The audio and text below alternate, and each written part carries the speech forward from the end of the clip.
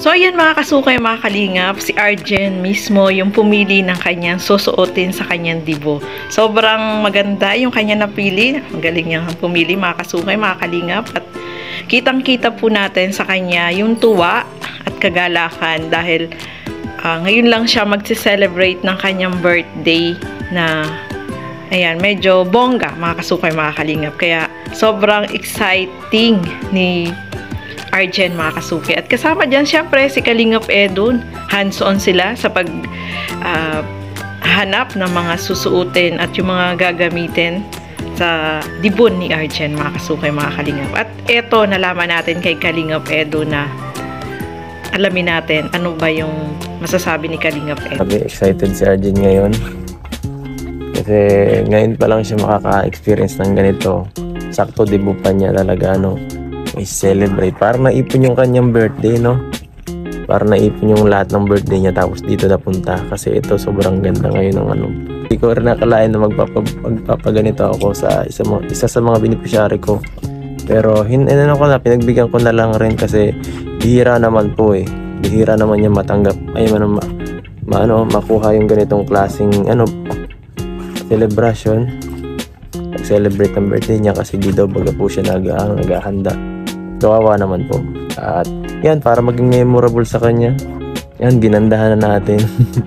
So ayan mga kasukay, mga kalingap, first time yung pag-celebrate ng birthday ni Arjen. At sila mismo yung nag-asikaso ng mga kailangan na mga gagamitin sa gown.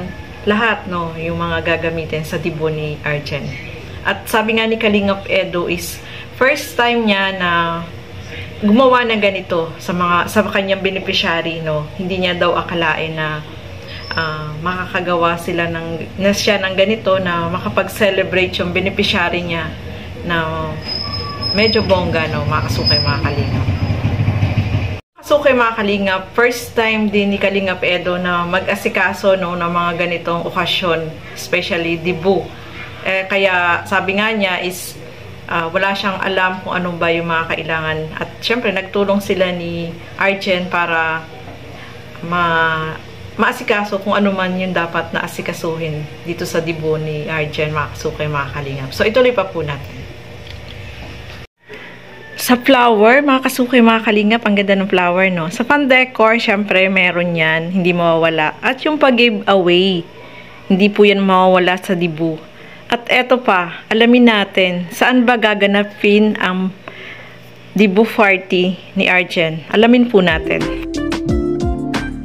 Hello po mga kalingap, welcome back po to our channel. Andito tayo ngayon sa celebrate ng birthday ni Arjen po dito sa venue, Andito kami ngayon. I-check ko yung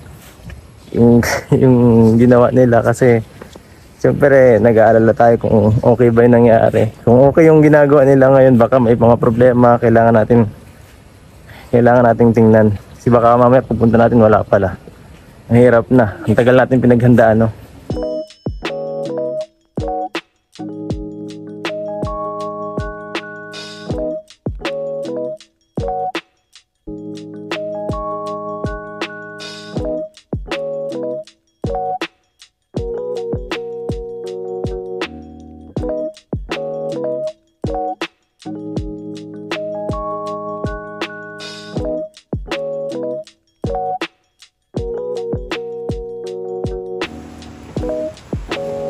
Bang po, R lang, Urge, di pa kompleto.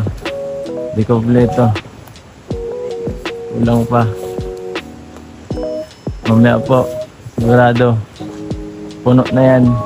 Baka kakaunti tayo. So ayan mga kasukay, mga kalingap, nakita natin yung lugar na pag-celebrate ng birthday ni Arjen. Sobrang ganda, mga kasukay, mga kalingap. At kita nyo naman po yung lugar, napaka maganda, yung forest, ano bang tawag dito? Yung kapaligiran, sobrang napakaganda, ka sa kapaligiran. Maraming puno, may ilog, yung running water, at syempre meron ding swimming pool, Sobrang exciting naman yung birthday dibo ni Arjen. Dahil yan po yan sa minamahal ni Arjen na sponsor, mga kasukay, mga kalingap. Kung hindi dahil sa sponsor, ay hindi magagawa po yan. At syempre, yung effort ni Arjen at saka ni Kalingap Edu, no, sa paghahanda niyan. At yung mga kaibigan ni Arjen, yung mga kaklase niya, tulong-tulong sila sa paghahanda ng mga kailangan. Sobrang nakakatuwa, no? Ang ganda ng lugar. At yung lugar na yan is, ano yun, nakita ko dun sa pangalan is Club Noah. Ano din nila Kalingap, ano yan eh, Kalingap Rob. Hindi ko lang matandaan kung kailan ba yun. Basta, parang reveal ng ano ni nung Bundisi ay Jack, parang ganun. Hindi ko matandaan. Comment down kung natatandaan yung mga kasukay, mga Kalingap. Ano ba yung sinelebrate dati dyan ni nila Kalingap Rob. So, napakaganda ng lugar, no?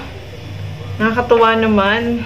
Bongga naman yung birthday ni Arjen, mga kasukay. First time, sabi niya, yung birthday niya, hindi niya sineselebrate. Pero ngayon, dibo niya, ay sabi nga ni Kalingap Edu, is naipon yung celebration. Kaya, congratulations. Happy birthday to Arjen. Ang wish lang natin is matupad niya yung mga pangarap niya, no? Magiging legal age na siya. Legal age na nga siya, no? Mga kasukay, mga Kalingap. So, happy birthday, belated na, no? Kasi nangyari na po yun.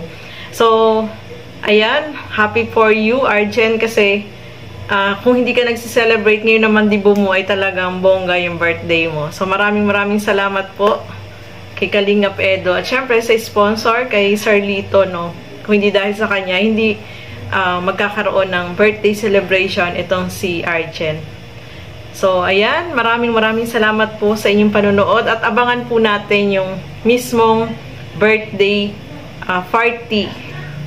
Yung sa dibo ni Arjen, no? So, abangan po natin yan sa upload ni Kalingap Edu. So, maraming salamat po sa inyong panonood at supportahan po natin Bal Santos Matubang, Kalingap Rob at Edna Vlogs. Sa mga hindi pa po nakapag-subscribe kay Kalingap Edu, subscribe po natin siya. Napakasipag.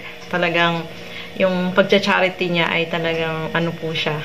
Sobrang sincere, no? Supportahan po natin si Kalingap Edu. Sa mga hindi pa po nakapag-subscribe sa kanya, click mo na yung button para updated po kayo sa kanya mga ina-upload na mga charity vlog.